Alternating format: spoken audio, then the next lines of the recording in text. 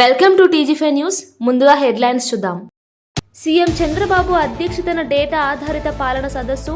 హాజరైన మంత్రులు, కార్యదర్శులు, హెచ్ఓడీలు, జిల్లా కలెక్టర్లు, ఎస్పీలు. డేటా ఆధారిత పాలన అనేది ఇప్పుడు అత్యంత కీలకమైన అంశంగా మారింది అన్న సీఎం చంద్రబాబు. జూబ్లీహిల్స్ ఉప ఎన్నిక సర్వేలపై కిషన్ రెడ్డి ఆసక్తికర వ్యాఖ్యలు. జూబ్లీహిల్స్ ఉప ఎన్నికలో గెలుపెవరిదో సర్వేల్లో తేలడం లేదన్న కిషన్ రెడ్డి 2 ఏళ్ల కాంగ్రెస్ పాలనపై ప్రజల్లో తీవ్ర వ్యతిరేకత కనిపిస్తోందని వ్యాఖ్య.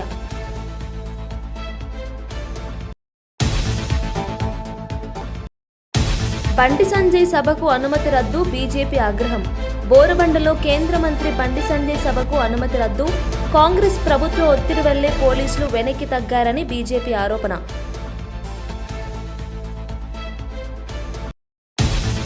విశాఖలో గూగుల్ డేటా సెంటర్ విషయంలో జగన్ హాట్ కామెంట్స్. గూగుల్ విషయంలో చంద్రబాబు క్రెడిట్ చోరీ చేశారు, అసలు చంద్రబాబు చేసింది ఏముందన్న జగన్.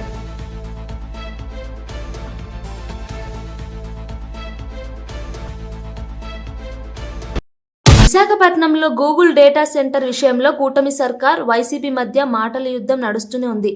ఈ వ్యవహారంలో మరోసారి సంచలన ఆరోపణలు చేశారు వైసీపీ అధినేత వైఎస్ జగన్. గూగుల్ విషయంలో చంద్రబాబు క్రెడిట్ చోరీ చేశారని ఆరోపించారు. అసలు చంద్రబాబు చేసింది ఏముంది అని నిలదీశారు. మామూలుగా స్టూడెంట్స్ గురించి ఏ నాయకుడు, ఏ రాజకీయ నాయకుడు ఆలోచన చేయడు, ఎందుకంటే వాళ్ళకు ఓటు హక్కు లేదు కదా అనేది ఫస్ట్. కానీ వాళ్ళే రేపొద్దున భవిష్యత్తు అని ఆలోచన చేయగలిగిన వాడు మాత్రమే రాజకీయ నాయకుడు కాదు, లీడర్ అవుతాడు. అలాంటి అడుగులు పడింది వైఎస్ఆర్సీపీ అని నేను గొప్పగా చెప్పగలుగుతా. మొట్టమొదటి అడుగులు ఇంగ్లీష్ మీడియం వైపుల అడుగులు పడ్డాయి. బడులు మార్చాలి, గవర్నమెంట్ బడులలో చదివే పిల్లలు కాంపిటేటివ్గా ఒక ఆస్పిరేషన్గా ఎవరైనా కూడా why should anybody go to Narayana, why should anybody go to Chaitanya, why should anybody go to any private పెద్ద స్కూలు. మన గవర్నమెంట్ స్కూళ్ళు ఎందుకు అలా లేవు? మన గవర్నమెంట్ స్కూళ్ళు ఎందుకు ప్రైవేట్ స్కూళ్ళతో పోటీ పడే పరిస్థితి ఎందుకు లేదు? గవర్నమెంట్ స్కూళ్ళ ప్రైవేట్ స్కూళ్ళతో పోటీ పడే పరిస్థితి వచ్చినప్పుడు, లేదా ప్రైవేట్ స్కూల్సే గవర్నమెంట్ స్కూల్స్తో పోటీ పడే పరిస్థితి తీసుకొచ్చినప్పుడు అప్పుడు పేదవాడి జీవితం బాగుపడుతుంది అన్నది మొట్టమొదటి సీడ్ అక్కడి నుంచి పడింది. కంపల్సరీ ఇంగ్లీష్ మీడియం స్కూల్స్గా ఇంగ్లీష్ మీడియం స్కూల్స్ మార్చాం. 3వ తరగతి నుంచే టోఫుల్ను ఒక పీరియడ్గా తీసుకొచ్చినాం. 3వ తరగతి నుంచి సబ్జెక్ట్ టీచర్ కాన్సెప్ట్స్ని తీసుకొచ్చినాం. ప్రతి పిల్లాడి చేతిలోనూ ఆక్స్ఫర్డ్ డిక్షనరీ కూడా బుక్కులతో పాటు ఇచ్చినాం, తెలుగు టు ఇంగ్లీష్ ట్రాన్స్లేషన్కు ఫెసిలిటేట్ చేస్తూ. ప్రతి పిల్లాడికి కూడా 8వ తరగతికి వచ్చేసరికి ట్యాబులు చేతిలో పెట్టి ఆ పిల్లాడిని గొప్పగా ప్రైవేట్ స్కూల్స్తో కన్నా ఇంకా బెటర్ ఎడ్యుకేషన్ ఇచ్చే విధంగా అడుగులు వేయించే కార్యక్రమం చేసాం. ఏకంగా ఐబీని తీసుకొచ్చి మన గవర్నమెంట్ స్కూల్లో మన పిల్లలకు పరిచయం చేసినాం. ఐబీ వాళ్ళు జెనీవా నుంచి వచ్చి మన స్టేట్ గవర్నమెంట్తో పనిచేయడం మొదలుపెట్టారు. 2025 first class, 2026 second class, 2027 third class and so on and so fourth పెట్టుకుంటూ 2035కి వచ్చేసరికి మన పిల్లలు 10th క్లాస్ ఎగ్జామ్ ఐబీలో రాసే విధంగా ఐబీ జెనీవా వచ్చి స్టేట్ గవర్నమెంట్తో పనిచేయడం మొదలుపెట్టింది. ఆ స్థాయి ఎడ్యుకేషన్ కన్నా మన పిల్లలకు కన్నా మనం కన్నా ఇవ్వగలిగితే, మన పోటీ అనేది మన ఆంధ్ర కాదు, మన పోటీ అనేది ప్రపంచం మొత్తము తో మన పిల్లలు పోటీ పడేటప్పుడు ఆ ప్రపంచంతో పోటీ పడే చదువులు మన పిల్లలకు అక్కడి నుంచి స్టార్ట్ అవుతున్నాయా లేదా అన్నది ది మోస్ట్ ఇంపార్టెంట్ ఆస్పెక్ట్ అవుతుంది. జూబ్లీహిల్స్ ఉప ఎన్నిక ప్రచారం చివరి దశకు చేరుకున్నప్పటికీ ఏ పార్టీ గెలుస్తుందనే దానిపై సర్వేల్లోనూ స్పష్టత రావడం లేదని కేంద్ర మంత్రి కిషన్ రెడ్డి అన్నారు. ఓటర్లు ఎటువైపు మొగ్గు చూపుతున్నారనే విషయంలో తీవ్ర గందరగోళం నెలకొందని ఆయన వ్యాఖ్యానించారు. సోమాజిగూడ ప్రెస్ క్లబ్లో నిర్వహించిన మీట్ ది ప్రెస్ కార్యక్రమంలో ఆయన మాట్లాడుతూ ఆయన ఈ వ్యాఖ్యలు చేశారు. నిర్వహించలేదు కాబట్టి నేను ఆ సర్వేలను విశ్వసించడం లేదు. జూబ్లీహిల్స్ సంబంధించి ఈ ఉప ఎన్నిక మరి ఆ కాన్స్టిట్యున్సీకి సంబంధించి చాలా ప్రాధాన్యత ఉన్నది. స్వాతంత్రం వచ్చినప్పటి నుంచి అనేక సంవత్సరాల పాటు కాంగ్రెస్ పార్టీ జూబ్లీహిల్స్లో ప్రాతినిధ్యం వహించింది. 2014 నుంచి ఆ తర్వాత బీఆర్ఎస్ పార్టీ కంటిన్యూగా ఈ 11 సంవత్సరాలు అక్కడ నుంచి ఎమ్మెల్యేగా ఉన్నారు. కార్పొరేటర్స్ కూడా ఉన్నారు. కానీ ఈరోజు చాలామంది కొంతమంది ముఖ్యమైనటువంటి వ్యక్తులు మీడియా జూబ్లీహిల్స్ గల్లీలో తిరుగుతున్నప్పుడు మరి ఆ యొక్క డెవలప్మెంట్లో జరిగినటువంటి నిర్లక్ష్యాన్ని చూసి ప్రజలు ముఖ్యమైనటువంటి వ్యక్తులందరూ కూడా ఆశ్చర్యపోతున్నటువంటి పరిస్థితి ఉన్నది. అనేక బస్తీలు 365 రోజులు ఓవర్ఫ్లో అవుతున్న విషయం, రోడ్లు భయంకరమైనటువంటి పరిస్థితి, డ్రింకింగ్ వాటరు మరి పరిశుభ్రంగా లేకుండా డ్రైనేజ్ కలుస్తున్నటువంటి విషయం, నెలల తరబడి వెలుగనటువంటి వీధి లైట్లు ఈరోజు అక్కడ మనకు అనిపిస్తూ ఉంది. ముఖ్యంగా బోడబండ కానీ రేమత్ నగర్ కానీ కొంతపాటు ఎర్రగడ్డ కానీ యూసుఫ్గూడ కానీ. రాష్ట్ర విద్యాశాఖ మంత్రి నారా లోకేష్ నెల్లూరు పర్యటనకు బయలుదేరగా జిల్లా టీడీపీ నాయకులు ఘన స్వాగతం పలికారు. ఒంగోలు బృందావన్ గార్డెన్ వద్ద ఎమ్మెల్యే దామచర్ల జనార్దన్ సత్కరించగా, టంగుటూరు టోల్గేట్ వద్ద MP Magunta Srinivasulu Reddy, MLA BN Vijay, maritime board chairman Damacharla Satya పాల్గొన్నారు. ప్రజలు భారీ సంఖ్యలో తరలివచ్చి లోకేష్ కు హర్షాతిరేక స్వాగతం తెలిపారు. లోకేష్ మాట్లాడుతూ రాష్ట్ర విద్యారంగాన్ని పునరుద్ధరించడమే తన ప్రధాన లక్ష్యం అన్నారు. విద్యార్థుల భవిష్యత్తు కోసం పారదర్శక విధానాలతో పనిచేస్తామన్నారు. ఈ రాత్రి ఆయన Nellore చేరుకోనున్నారు.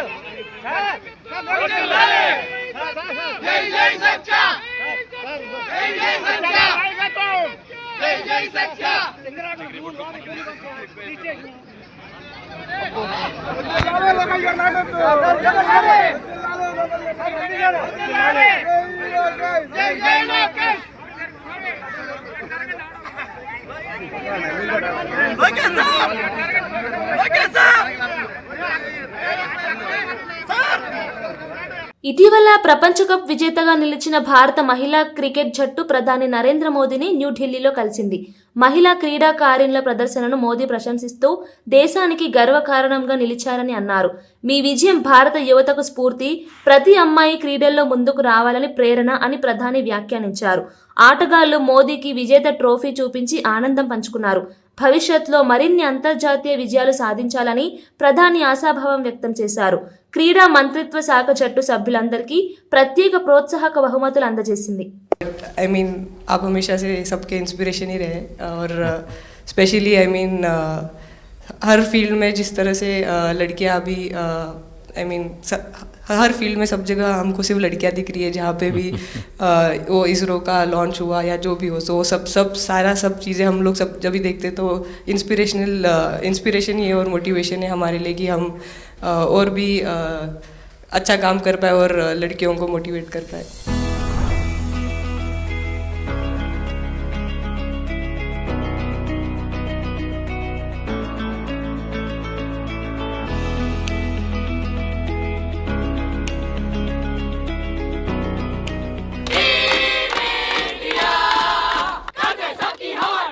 India is here to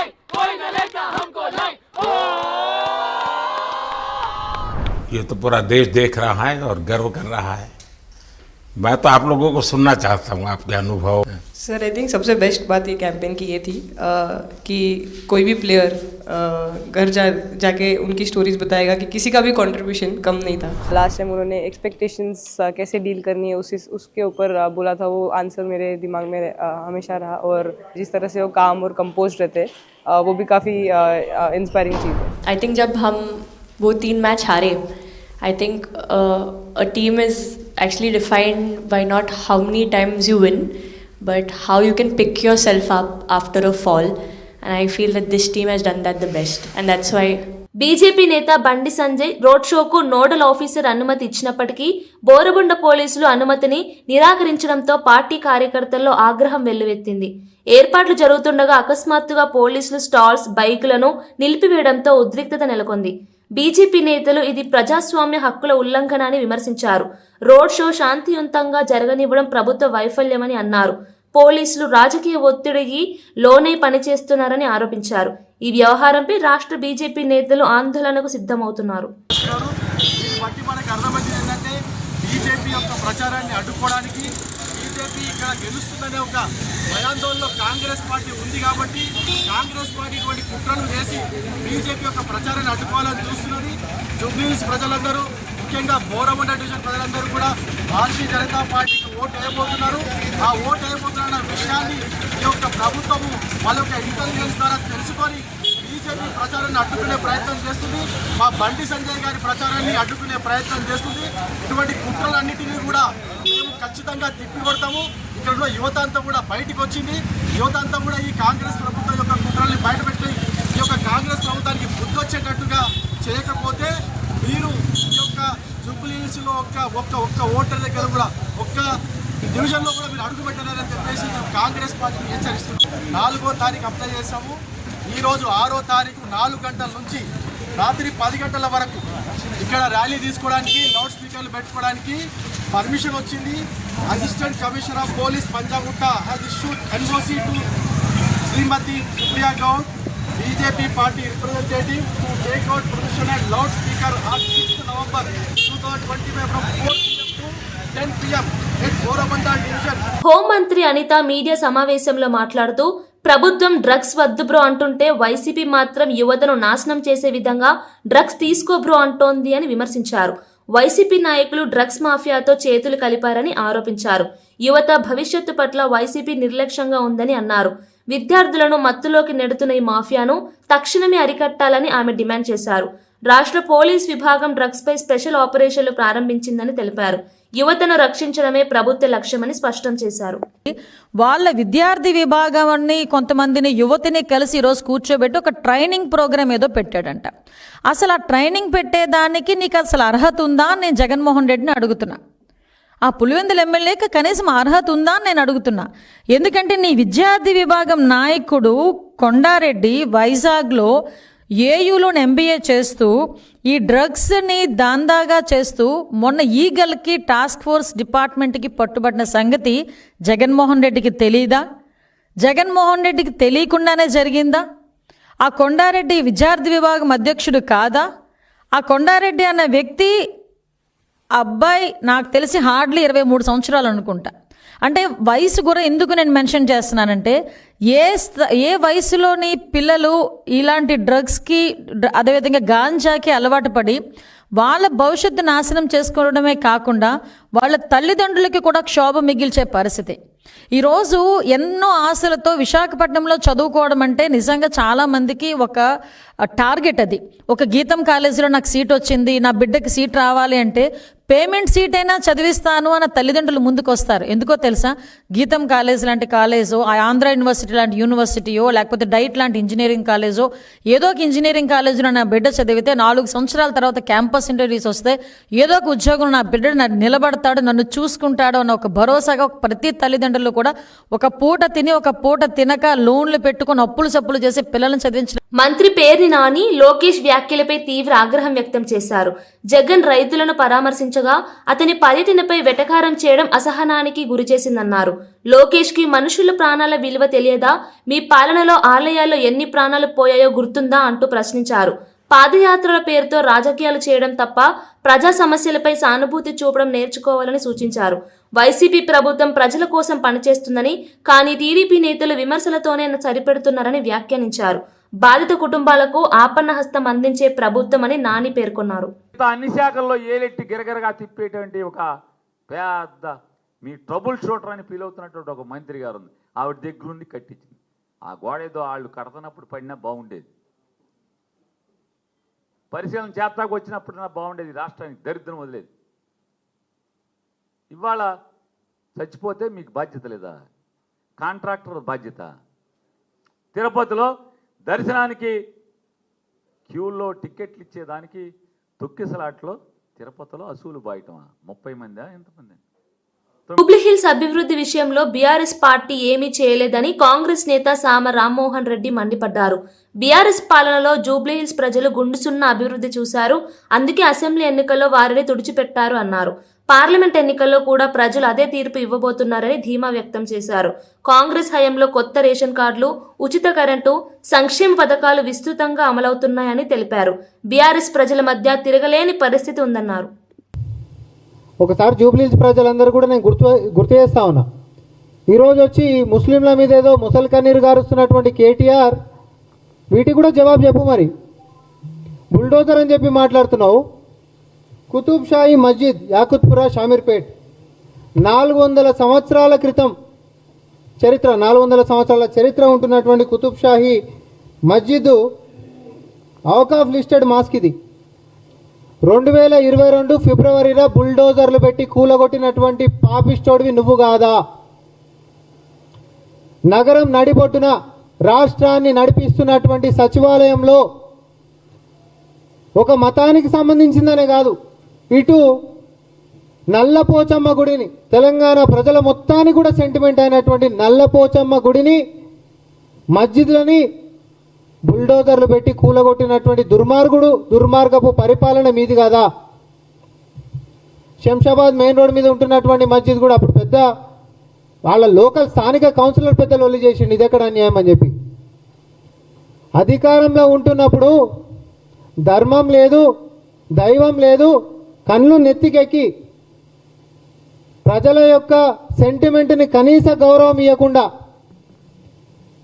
ఇటు హిందువులు మొక్కేటటువంటి గుడులనైనా, ముస్లింలు ప్రార్థన చేసుకునేటటువంటి మస్జిద్లనైనా బుల్డోజర్లు నడిపించి కొల్లగొట్టినటువంటి దుర్మార్గులు మీరు.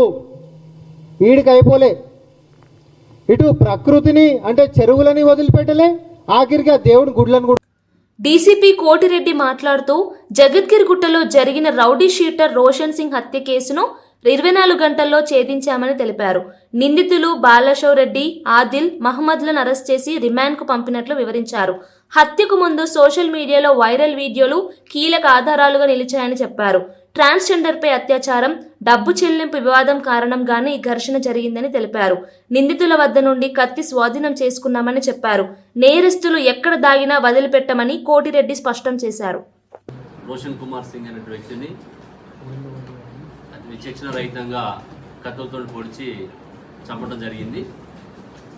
ఆ కేసులో ఇమీడియట్గా మర్డర్ కేసు కింద ఎఫ్ఐఆర్ రిజిస్టర్ చేసి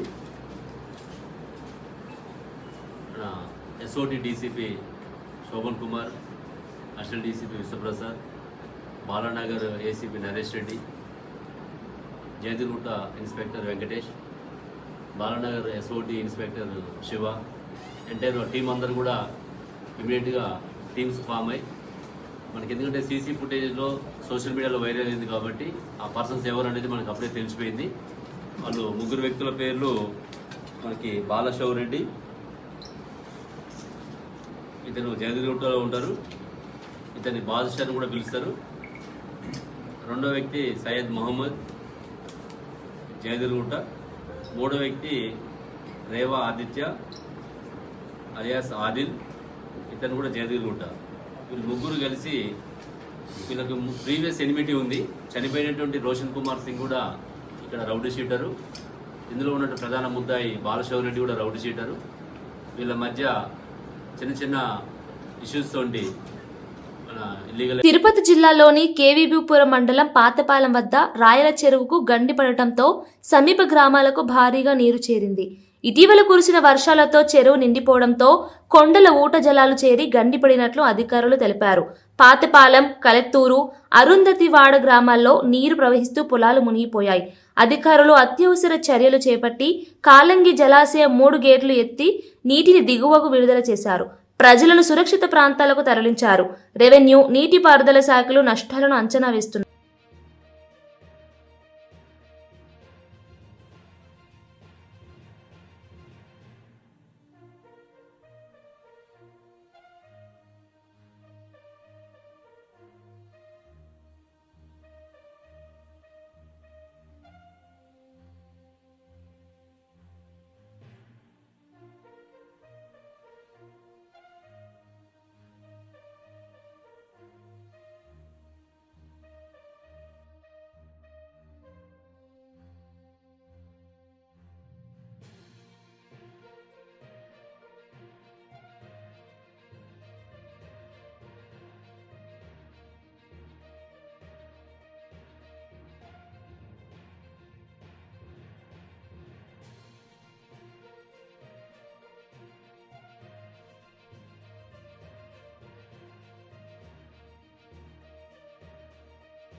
ముఖ్యమంత్రి నారా చంద్రబాబు నాయుడు అధ్యక్షతన డేటా ఆధారిత పాలనపై ఉన్నత స్థాయి సమావేశం జరిగింది.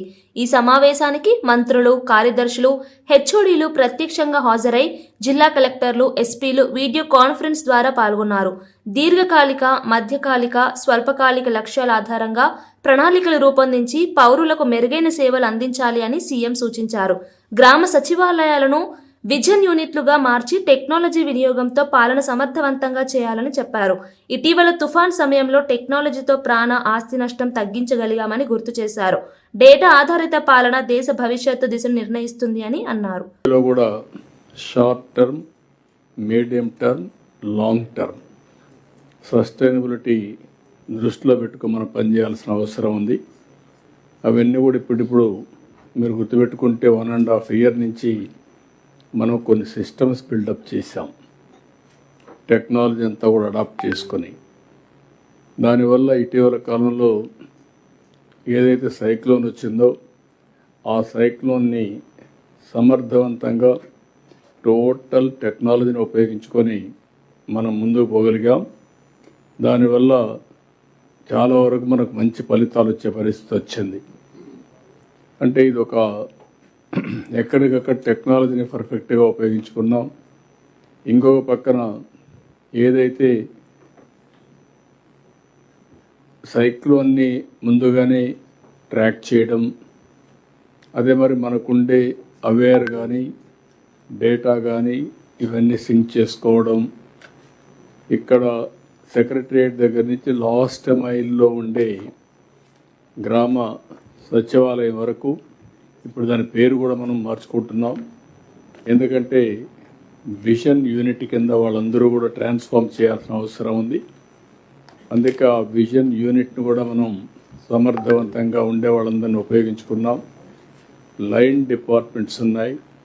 జిల్లా, మండల్, కాన్స్టిట్యున్సీ కింది వరకు లైన్ డిపార్ట్మెంట్స్ ఎక్కడికి వస్తే అంతవరకు కూడా అందరినీ యాక్టివేట్ చేశాం. టైం టు టైం అలర్ట్స్ పంపించాం. జూబ్లీహిల్స్ ఉప ఎన్నికల్లో కాంగ్రెస్ విజయం కోసం సీనియర్ నేత, డివిజన్ ఇన్ఛార్జ్ రేణుకా చౌదరి ఆధ్వర్యంలో ప్రచారం జోరుగా కొనసాగుతోంది. మాజీ మున్సిపల్ చైర్పర్సన్ గడ్డం ఇందుప్రియ నేతృత్వంలో వెంగళరావు నగర్, కళ్యాణ్ నగర్, వికాస్ నగర్ ప్రాంతాల్లో డోర్ టు డోర్ ప్రచారం నిర్వహించారు. ప్రజలను కలిసిన రేణుకా చౌదరి చేయి గుర్తుకు ఓటు వేయండి, ప్రజా సంక్షేమం కొనసాగించండి అని పిలుపునిచ్చారు. కాంగ్రెస్ నిరుపేదల పార్టీగా ప్రజల జీవితాల్లో మార్పు తెచ్చిందని ఆమె అన్నారు. ఈ కార్యక్రమంలో ఎమ్మెల్యేలు, నేతలు, యువ కార్యకర్తలు పాల్గొన్నారు.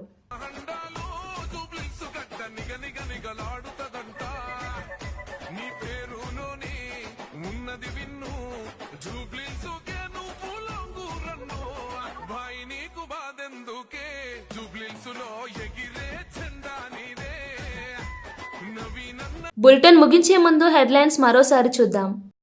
సీఎం చంద్రబాబు అధ్యక్షతన డేటా ఆధారిత పాలన సదస్సు. హాజరైన మంత్రులు, కార్యదర్శులు, హెచ్ఓడీలు, జిల్లా కలెక్టర్లు, ఎస్పీలు. డేటా ఆధారిత పాలన అనేది ఇప్పుడు అత్యంత కీలకమైన అంశంగా మారింది అన్న సీఎం చంద్రబాబు. జూబ్లీహిల్స్ ఉప ఎన్నిక సర్వేలపై కిషన్ రెడ్డి ఆసక్తికర వ్యాఖ్యలు. జూబ్లీహిల్స్ ఉప ఎన్నికలో గెలుపెవరిదో సర్వేల్లో తేలడం లేదన్న కిషన్ రెడ్డి 2 ఏళ్ల కాంగ్రెస్ పాలనపై ప్రజల్లో తీవ్ర వ్యతిరేకత కనిపిస్తోందని వ్యాఖ్య.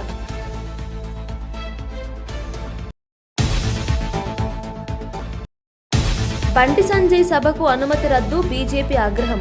బోరబండలో కేంద్ర మంత్రి బండి సంజయ్ సభకు అనుమతి రద్దు, కాంగ్రెస్ ప్రభుత్వ ఒత్తిడి వల్లే పోలీసులు వెనక్కి తగ్గారని బీజేపీ ఆరోపణ.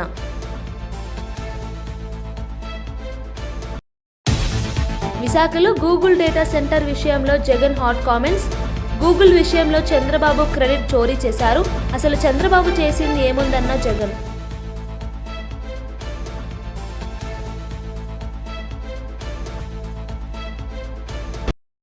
ఇవి ఈ బులెటిన్ విశేషాలు. మరో బులెటిన్లో మళ్ళీ కలుద్దాం. చూస్తూనే ఉండండి TG5 న్యూస్.